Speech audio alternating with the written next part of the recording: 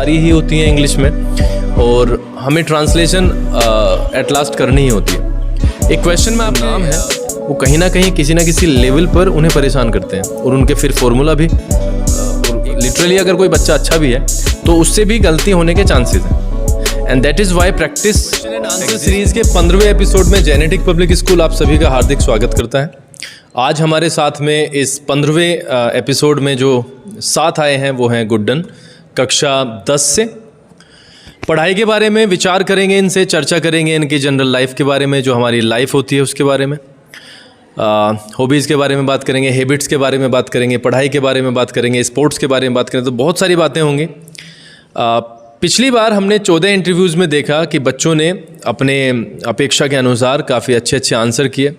कुछ क्वेश्चंस हमने मैथमेटिक्स से पूछे, कुछ पूछे गए उनकी लाइफ से, और आज भी इसी तरीके का ये प्रोग्राम होगा। तो गुड्डन से पहला सवाल मैं उनके पूरी दिनचर्या के बारे में करना चाहूँगा कि किस तरीके से वो कक्षा 10 में जो अभी इस टाइम वो वर्तमान में है, किस तरीके से वो मैनेज करती हैं, क्योंकि बर्डन भी है एग्जामिनेशन का। नवंबर में पहला एग्ज़ाम होगा, मार्च में फिर उनका एनुअल होगा। किस तरीके से अपनी दिनचर्या को वो मैनेज करती हैं और किस तरीके से वो 90+ का जो टारगेट दिया हुआ है उसको वो गेन करने की कोशिश कर रही हैं। सर, जैसे कि मैं आपको अपने पढ़ाई के बारे में बताऊंगी कि मैं पूरे दिन में क्या क्या करती हूँ। तो जैसे कि मेरा सुबह स्कूल है 7 से 7:30 से, तो मेरी 1 बजे तक छुट्टी होती है। मैं स्कूल में पढ़ाई करती हूँ, फिर जाके मैं खाना खाती हूँ, फिर रेस्ट करती हूँ। फिर रेस्ट करने के बाद मेरी शाम की क्लास होती है, मैं उस क्लास में आती हूँ जो हमारे जेनेटिक परिवार ने चलाई हुई हैं। फिर जाने के बाद मैं सर 2-3 घंटे पढ़ती हूँ। फिर पढ़ने के बाद सर फिर सो जाती हूँ। सर इसी तरह मैं पढ़ती हूँ, क्योंकि नवंबर में हमारे एग्ज़ाम्स हैं तो हमें ज़्यादा पढ़ाई करनी पड़ेगी। सर इसी तरह नवंबर में जो आपका एग्ज़ाम होगा गुड्डन, वो हमारा एक ऑप्शनल बेसिस पे होगा, यानी आपको 4 ऑप्शंस दिए जाएंगे।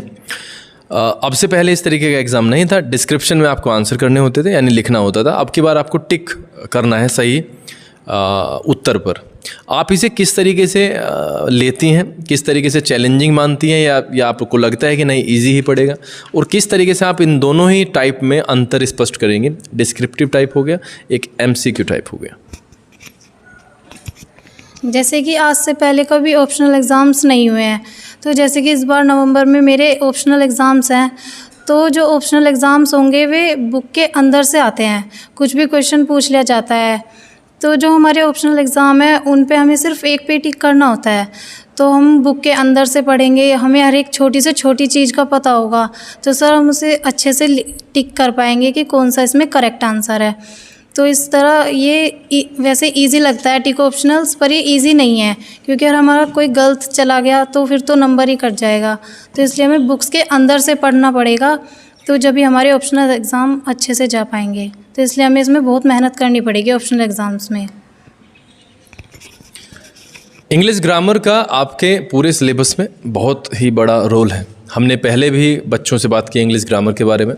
आप अपने आप को इंग्लिश ग्रामर में कहाँ पाते हो, और किस तरीके से इंग्लिश ग्रामर आपके जो पूरे सिलेबस में रोल प्ले कर रहा है उसके बारे में पूरा स्पष्ट कीजिए। जैसे कि मैं इंग्लिश ग्रामर पढ़ती हूँ, हमारे स्कूल में डेली इंग्लिश ग्रामर पढ़ाई जाती है। तो जो इंग्लिश ग्रामर है वो एक तो हमें बोलने का, जैसे हम कैसे बोलते हैं, जैसे हम CBSE बोर्ड से पढ़ते हैं तो हमें इंग्लिश में बात करनी होती है अधिकतर से। तो हम जैसे इंग्लिश ग्रामर अगर हमारी अच्छी होगी तो हम सभी से इंग्लिश में बात कर पाएंगे। तो इसलिए हमें इंग्लिश ग्रामर, मेरी लाइफ में बहुत बड़ा रोल है इंग्लिश ग्रामर का। तो इसलिए मैं इंग्लिश ग्रामर बहुत अच्छे से पढ़ती हूँ, और हमारे स्कूल में डेली इंग्लिश ग्रामर पढ़ाई भी जाती है। जो मैं आज से पहले पढ़ती थी वहाँ पे कहीं सिखाई नहीं जाती थी, लेकिन यहाँ पे बहुत अच्छे से चलती है इंग्लिश ग्रामर। कई लोगों का यह मानना है कि इंग्लिश ग्रामर का कोई भी रोल नहीं है इंग्लिश स्पोकन में। खैर उनकी वो अपनी सोच है। हम ये मान के चलते हैं कि ट्रांसलेशन का रोल होता है हमारी लाइफ में, क्योंकि हमारी बुक्स सारी ही होती हैं इंग्लिश में और हमें ट्रांसलेशन एट लास्ट करनी ही होती है। एक क्वेश्चन मैं आपकी किताब से ही लेना चाहूँगा। मैथमेटिक्स का हम पूरा फोकस करके चलते हैं, तो आप भी चाहेंगे कि मैं थोड़ा सा स्टेटिस्टिक्स से पूछ लूँ। स्टेटिस्टिक्स में आपने क्या क्या पढ़ा है और किस तरीके से आप उसको पिछले 10-15 दिन में रिवाइज़ कर रही हैं, क्या क्या आप पे आ गया, और वो कौन से क्षेत्र हैं स्टेटिस्टिक्स में जहाँ पर आपको दिक्कतें होती हैं? जैसे कि मैंने स्टैटिस्टिक्स चैप्टर पढ़ा 10th क्लास में, तो मैंने स्टैटिस्टिक्स में मीन, मोड और मीडियन पढ़ा। तो जो मीन होता है वो होता है, उसे हम एवरेज भी बोलते हैं। जो मीन है वो होता है the sum of the values of all observations divided by number of observation is called mean. जो मीन का फॉर्मूला है जिसे हम निकालते हैं मीन, तो होता है sigma F I x I upon sigma F I. तो इसके 3 मेथड होते हैं। फर्स्ट होता है डायरेक्ट मेथड। तो डायरेक्ट मेथड, अगर हमें डायरेक्ट मेथड से निकालना है तो हम उसे ऐसे निकालेंगे, सिग्मा, डायरेक्ट मेथड यही है sigma F I x I upon sigma F I, जिसमें एक्स होता है क्लास मार्क। तो क्लास मार्क होता है upper class limit plus lower class limit upon 2। तो फिर इसका सेकंड मेथड है एज्यूम्ड मीन मेथड। इसका फॉर्मूला है A plus sigma F I D I upon sigma F I. तो जो इसमें ए होता है वो तो होता है एज्यूम, वो हम एज्यूम करते हैं, जो हमारा वो होती है लिस्ट। और जो इसमें डी आई है वो होता है डेविएशन। तो डेविएशन होता है डेविएशन, और डेविएशन निकालते हैं हम एक्स माइनस ए, और जो उसमें ए है वो हम एज्यूम करते हैं अपनी लिस्ट से। उसका थर्ड मेथड है step deviation method. Step deviation method होता है A plus H into sigma F I U I upon sigma F I. जिसमें यू आई होता है वो होता है डी अपॉन एच। जो डी है वो है डेविएशन, एच है क्लास साइज। तो जो डी है वो निकलता है एक्स माइनस ए।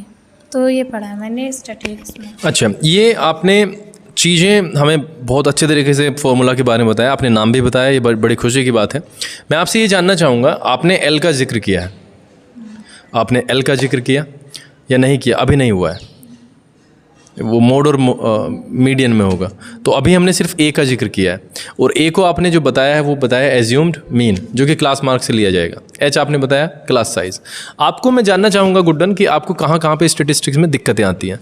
जैसे कई बच्चे फील करते हैं कि जो नाम है वो कहीं ना कहीं किसी ना किसी लेवल पर उन्हें परेशान करते हैं, और उनके फिर फॉर्मूला भी एक दूसरे में मिल ही जाते हैं। आपको वो चीज़ें कौन सी हैं जो परेशान करती हैं? जैसे कि मैं स्टैटिस्टिक्स में रोज़ पढ़ती हूँ, क्योंकि मुझे इसका इंटरव्यू देना था, इसलिए मैं इसे रोज़ रिवाइज़ करती थी। तो वैसे स्टैटिस्टिक्स चैप्टर इतना हार्ड नहीं है, इजी है। बस अगर हम फार्मूला जोन सा लगाना चाहें, जो पूछ रहा है वो अगर फार्मूला लगाएं तो वैल्यूज़ पुट करके वो हमारा सोल्व हो जाता है क्वेश्चन। तो मुझे स्टैटिस्टिक्स में कोई प्रॉब्लम नहीं होती, मैं उसे कर लेती हूँ। अगर मैं आपसे एक पर्टिकुलर क्वेश्चन जानना चाहूँ, अगर मेरा क्लास इंटरवल 15 और 25 है, 15 to 25, so what is the class mark? इसका क्लास मार्क होगा 10। आप सोच लें आराम से। 15 to 25 is the class mark. Sorry, Class interval. तो क्लास मार्क इसका 15 होगा। कैसे होगा? क्लास मार्क कैसे निकलता है? लोअर क्लास लिमिट प्लस अपर क्लास लिमिट अपॉन 2। आपने किया? बोलो। 15 to 25 को ऐड करो। 40 divided by 2 divided by 2 is equals to 20 gives us 15. According to you, 20. you are saying 15 होगा. So according to you, it's 15. 40 then when divided by 2 is equals to 20. So इसमें कोई भी चीज़ मैंने पिछले इंटरव्यू में किया, और अभी भी मैं बड़ा बुरा गया है पिछले 2 मिनट, और ये मैं काटूंगा नहीं यहाँ से। ये आपको देखना चाहिए, ये काट देना चाहिए। काटना चाहिए या नहीं? नहीं काटना चाहिए। मेरे विचार से ऑनेस्टी सेज कि वो काटना नहीं चाहिए हमें, बिकॉज ये बहुत ही ईजी सा क्वेश्चन था, उसमें आप अटक ही गए हो। और ये कई बार ऐसा हो जाता है कि ओवर कॉन्फिडेंस में होता है, कई बार ऐसा हो जाता है कि हम at the same time so many things we think, तो तब भी हो जाता है। जब आपने बोला है upper class limit plus lower class limit को डिवाइड करते हैं 2 से, आपने पहले मुझे 10 बताया जो कि क्लास साइज़ है, आपने 15 बताया जो कि लोअर क्लास लिमिट है, और आप क्लास मार्क के सीधे सीधे फॉर्मूला पे नहीं पहुंची। जिस तरीके से आपने अभी गलती की है गुड्डन, सिमिलर बेसिस पे बच्चे गलती करते हैं अपने एग्जामिनेशन में। दैट इज़ वाई जब एग्ज़ाम का रिज़ल्ट आता है तो दे गेट शॉक्ड, कि क्योंकि वो बच्चा तो अच्छा होता है, अपने आप को अच्छा मानते ही हैं सब, और लिटरली अगर कोई बच्चा अच्छा भी है तो उससे भी गलती होने के चांसेस हैं, and that is why practice exists, है ना। जो एक वर्ड होता है हमारा अभ्यास, वो उसका अस्तित्व है और वो उसका बहुत मूल्य भी है हमारी लाइफ में। अभ्यास हमेशा हमें आगे लेके जाता है। अभ्यास का क्या मोल है आपकी लाइफ में? अभ्यास का मोल है मेरी लाइफ में, जैसे हमें कुछ पढ़ाया जाता है तो हमें उसका रिवाइज़ करना चाहिए, घर पे जाके प्रैक्टिस करनी चाहिए। अगर हम उसकी जितनी बार ज़्यादा हम उसमें अटकेंगे उतनी बार ज़्यादा, उससे ज़्यादा अच्छा हम एग्ज़ाम में कर पाएंगे, क्योंकि हम जितनी बार अटकते हैं वो हमारे एग्ज़ाम्स के लिए बहुत अच्छा होता है। तो हम इसकी जितनी बार भी प्रैक्टिस करेंगे वो हम पे बहुत अच्छी तरीके से आएगा, ना ही हम उसे कभी भूल पाएंगे। क्योंकि टेंथ की पढ़ाई हमें आगे तक काम आती है, ये 11th में भी आ सकता है क्वेश्चन, 12th में भी आ सकता है और हमसे कोई पूछ भी लेता है, इसलिए हमें प्रैक्टिस बहुत ज़्यादा करनी चाहिए। मोड और मीडियन की अब बात करेंगे थोड़ी सी। मोड में हमें पता चलता है मैक्सिमम फ्रीक्वेंसी का, जबकि मीडियन में हमें पता चलता है मिडिल मोस्ट टर्म का, ठीक है, मोस्ट मिडिल व्हाटएवर। अब अगर आप मोड को यहाँ पर एक्सप्लेन करना चाहें, क्लास इंटरवल आपको दिया हुआ है। सबसे पहले मैं यही पूछूंगा आपसे कि किस तरीके से आप पहला स्टेप लगाओगे। अगर आपको पूरा का पूरा क्लास इंटरवल दिया है, फ्रीक्वेंसी भी दी हुई है, तो आपको इसमें मोड निकालना है, तो आप किस किस तरीके से स्टेप बना के, स्टेप लगा के किस तरीके से इसका सॉल्यूशन निकाल लोगे? सबसे पहले तो मोड का मैं आपको तरीका बताऊंगी। मोड हम निकालते हैं, पहले हम उसका फॉर्मूला, पहले हम लिस्ट बनाते हैं, जो हमें लिस्ट में दिया गया होता है तो हम पहले उसे देखते हैं। और मोड का फॉर्मूला होता है L+F1 - F0 upon 2 × F1 - F0 - F2 × H। जो इसमें L होता है वो तो होता है lower limit class, lower class limit. जिसमें F1 होता है वो होता है frequency of the model class. वो जो F0 होता है वो होता है जो मॉडल क्लास लिया है उसका प्रीसीडिंग, और जो F2 होता है वो होता है frequency of the model class का सक्सीडिंग लेंगे, और जो इसमें H है वो होता है क्लास साइज। मॉडल क्लास कहाँ से आई, कैसे पता चलेगा मॉडल क्लास से? सर हम पहले मैक्सिमम फ्रीक्वेंसी लेंगे, और जो मैक्सिमम फ्रीक्वेंसी ली, वो पूरा का पूरा जो हमारा इंटरवल है वही हमारा मॉडल क्लास होगा। इसमें CF क्या कर रहा है? कन्फ्यूजन्स आर मैनी, बहुत सारे हैं, है ना। मीडियन क्लास के बारे में आप बताएं, मीडियन क्लास के बारे में बताएं, और मीडियन के बारे में बताएं किस तरीके से निकल सकता है। मीडियन होता है मिडिल मोस्ट टर्म। जो मीडियन का फॉर्मूला है वो है L+N/2 - CF/F × H। जिसमें N/2 होता है वो होता है नंबर ऑफ ऑब्जर्वेशन को हम 2 से डिवाइड करते हैं, माइनस CF। जो CF है वो होता है क्यूमुलेटिव फ्रीक्वेंसी को हम हर स्टेप पे ऐड करते हैं, वो होती है हमारी क्यूमुलेटिव फ्रीक्वेंसी। और जो इसमें H है वो क्लास साइज। ठीक है, इसका मीडियन क्लास कैसे निकालेंगे? मीडियन जो पूरा मॉडल क्लास निकलती है मोड में, मीडियन में मीडियन क्लास निकलती है, तो वो क्या होगा?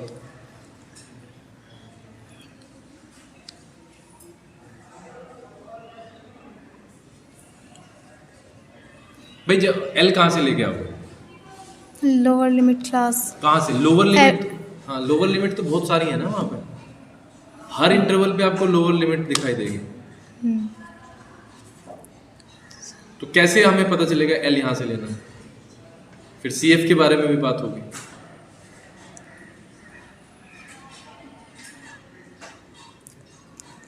L सर हम क्लास इंटरवल से लेंगे। गुडन, क्लास इंटरवल तो बहुत सारे हैं, आपके पास में पूरा डेटा आ गया। 5 से 10, 10 से 15, 15 से 20, 20 से 25, 25 से 30, 35, 30, 35। अब लोअर क्लास लिमिट तो 5 हो गई, 10 हो गई, 15 हो गई, सारे की सारी लोअर क्लास लिमिट है। तो आपको तो एक ही लेनी है। सर 5 लेंगे। कैसे, क्यों लेंगे 5? मैंने लगातार तीसरा, चौथा, पाँचवा इंटरव्यू है जिसमें बच्चा इसे बताने में नाकामयाब रहा है, और इसको हम बोलते हैं बहुत बड़े लेवल की लापरवाही। बताया गया है N/2 जितना आएगा उससे जस्ट हायर हमें CF लेना है, और उसके सामने वाला जो क्लास इंटरवल होगा वो हमारा मीडियन क्लास होगा। जो CF लेना है वो इसका प्रीसीडिंग होगा। ये कई बार बताया गया है, कई बच्चों को बताया गया है, और ये गुस्से का कारण भी बनता है। खैर ये तो इंटरव्यू है, लेकिन जैसा पिछले 20 दिन से हम तैयारी कर रहे हैं, उस लेवल पर ये क्वेश्चन बताया जाना चाहिए था, एक्सप्लेन हो जाना चाहिए था, नहीं हुआ है। ये बहुत ही बड़े दुर्भाग्य की बात है। एक क्वेश्चन हम आपसे करते हैं आपकी लाइफ के बारे में। अगर सपोज़ करो हम एक ड्रीम करके चलते हैं, जैसे 90+ का हमारा ड्रीम है, और कई बार ऐसा होता है लाइफ में कि हम सक्सेसफुल नहीं होते, हमें सक्सेस नहीं मिलती, और वहाँ पर हमें एक ऐसी चीज़ का सामना करना पड़ता है जो लाइफ में पहली बार हमारे साथ हुई है। 90+ का स्कोर करना था, 70 के आसपास रह गए हैं। उस समस्या को आप किस तरीके से टैकल करेंगे? क्योंकि लोग आपसे एक्सपेक्ट कर रहे थे बहुत सारी चीज़ें, लोग आपके बारे में बात भी कर रहे थे कि लाएगी या नहीं लाएगी, तो उस पूरे के पूरे माहौल को आप किस तरीके से टैकल करेंगे? जैसे सब सोचते हैं कि 90+ लाएं, सबका टारगेट होता है कि हम अच्छी परसेंटेज ही लाएं। तो जो हम 90+ नहीं ला पाए, लेकिन हमारा वो टारगेट था 90+ लाने का, अगर हमारी उससे कम आ जाती है तो हमें बहुत दुख भी होता है कि हमारा तो इतने का टारगेट था लेकिन वो कम कैसे हो गई। लेकिन बोर्ड एग्ज़ाम्स में ऐसा होता है कि कम आ जाती हैं, तो जो लोग हमसे जो एक्सपेक्ट कर रहे थे वो हम नहीं कर पाते। लेकिन हमारा ड्रीम होता है 90+ लाने का, लेकिन कभी कभी ऐसा हो जाता है कि वे कम भी आ जाती हैं, क्योंकि बोर्ड एग्ज़ाम्स में ऐसे ही नंबर कट जाते हैं, क्योंकि वे नोटबुक्स आगे चेक होने जाती हैं, तो ऐसा हो जाता है कि कम भी परसेंटेज आ जाती हैं। Gooden, listening is very important. Question को बहुत ध्यान से सुनना इज़ वेरी इंपॉर्टेंट। मेरा क्वेश्चन ही कुछ और था। मेरा क्वेश्चन था कि वो आ चुके हैं, वो क्यों आए हैं, आपने ये जवाब दिया है। मैंने कहा है कि किस तरीके से उस समस्या को आप संभालेंगे, क्योंकि मम्मी की भी एक्सपेक्टेशन थी, पापा की एक्सपेक्टेशन थी, भाई की एक्सपेक्टेशन है, वो भी कुछ बोलने वाले हैं, या वो सपोर्ट करेंगे या वो आपको डिस्करेज करेंगे। वो वाली चीज़ें आपको एक्सप्लेन करनी है कि किस तरीके से आप सारी स्थिति को संभालेंगे। अगर जैसे मुझसे एक्सपेक्ट करते हैं सब 90 की, अगर कम आ भी जाती हैं तो हमारी फैमिली को हमारा सपोर्ट करना चाहिए, क्योंकि हम 12th में भी ला सकते हैं इतनी ज़्यादा परसेंटेज, लेकिन हम 10th दोबारा नहीं कर सकते क्योंकि हम उसमें पास हो चुके। जब 90+ ले आएँ तो हमारी फैमिली को हमें सपोर्ट करना चाहिए कि कोई बात नहीं, अगर नहीं आ पाई तो हम अगली क्लासेस में भी आएंगे तो हम उसमें ले आएँ, उसमें और ज़्यादा मेहनत करें। तो इसलिए फैमिली को सपोर्ट करना चाहिए, और बहुत सारी फैमिली सपोर्ट करती भी हैं। हमें कई बार ऐसी होती है चीज़ें, कई बार ताने सुनने को मिल जाते हैं, कई बार हमारे कुछ काम ऐसे होते हैं पूरे साल जो तानों का कारण बनते हैं। जैसे मम्मी ने पढ़ने के लिए कहा और आप नहीं पढ़े, और एग्ज़ामिनेशन के होने के बाद में जब रिज़ल्ट आया तो वहाँ पर कम नंबर आए, तो कई बार वो सुनने को मिल जाता है कि हम तो पहले ही बोलते थे कि पढ़ना चाहिए लेकिन नहीं पढ़ते थे। आपसे एक लास्ट क्वेश्चन है, अगर आपको अपने मम्मी पापा के लिए कुछ करना पड़े तो आप क्या करना चाहेंगे? अगर मुझे अपने पेरेंट्स के लिए कुछ करना है तो मुझे बहुत ज़्यादा पढ़ाई में मेहनत करनी होगी, क्योंकि अगर मैं पढ़ाई में बहुत ज़्यादा मेहनत करूँगी तो आगे मुझे जॉब में मिल सकती है। तो इसी से मैं अपने पेरेंट्स को करूँगी। तो पहला इंटरव्यू था गुड्डन का, और अपेक्षा के अनुसार एक दो क्वेश्चन में कहीं ना कहीं हालात ख़राब थे। मुझे उम्मीद नहीं थी कि कुछ ऐसा होगा, but we are not going to edit that. आगे देखते हैं, बेहतरी के लिए प्रयास करेंगे, और मुझे पूरा विश्वास है कि गुड्डन आने वाले इंटरव्यूज़ में बहुत अच्छा करने वाली है। ये 15वां इंटरव्यू है, और लगातार 15 इंटरव्यू से हम कुछ ना कुछ चीज़ें सीख ही रहे हैं। जैसे जैसे आप आगे बढ़ेंगे, मैंने जैसे कहा, बेटर परफॉर्मेंसेज आपको देखने को मिलेंगे। चैनल पर अगर आप नए आए हैं तो आपसे हाथ जोड़कर विनती है कि आप इसे सब्सक्राइब ज़रूर करें, शेयर करें, लाइक करें, ताकि इन बच्चों का हौसला बढ़ता रहे, और आगे हम आपके लिए और भी ज़्यादा कॉन्सेप्ट लेकर के आ रहे हैं, आपके मंगलमय जीवन की कामना करते हुए। आज के लिए बस इतना ही।